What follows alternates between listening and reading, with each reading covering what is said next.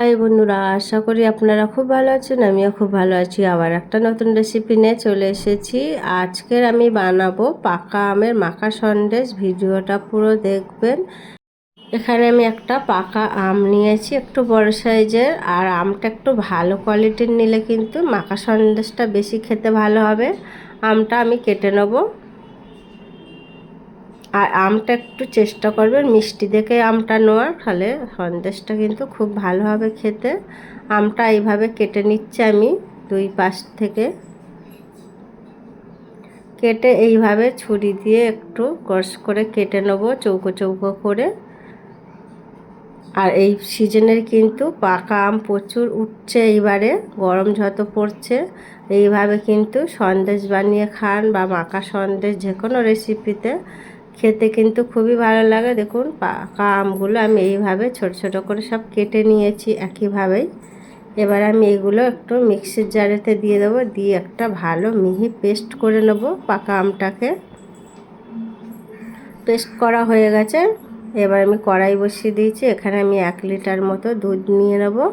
আপনারা যে কোনো দুধ নিতে পারেন, গরুর দুধ, মাদার ডেয়ারি, গুঁড়ো দুধেও কিন্তু ছানা কাটিও হবে। এবার দুধটা খুব ভালোভাবে ফুটিয়ে ঘন একটু ফুটিয়ে নিতে হবে খুব ভালোভাবে। আর এখানে আমি দুধটা ছানা কাটাবার জন্য একটু ভিনেগার দিয়ে দিচ্ছি, 2 ঢাকনা মতন, 2 চামচ ভিনেগার দিয়ে একটু জল দিয়ে মিশিয়ে নিয়েছি। এবারে গ্যাসের আঁচটা কমিয়ে দিয়ে এইভাবে নাড়াচাড়া করব আর ভিনেগারটা দিয়ে দেবো। এতে খুব ভালোভাবে ছানা কেটে যাবে। আপনাদের কাছে ভিনেগার না থাকলে লেবুর রস দিয়েও কিন্তু ছানাটা কাটাতে পারেন। দেখুন খুব ভালোভাবে ছানাটা কাটানো হয়ে গেছে। এবার আমি একটা ছাঁকনি দিয়ে ছেঁকে নেবো। আপনারা শুধু ছানা কিনে এনেও কিন্তু এটা বানাতে পারেন, এই মাখা সন্দেশটা। এবার একটুখানি জল দিয়ে অল্প করে ধুয়ে নেব, যাতে ভিনেগারের গন্ধটা চলে যায় ছানা থেকে।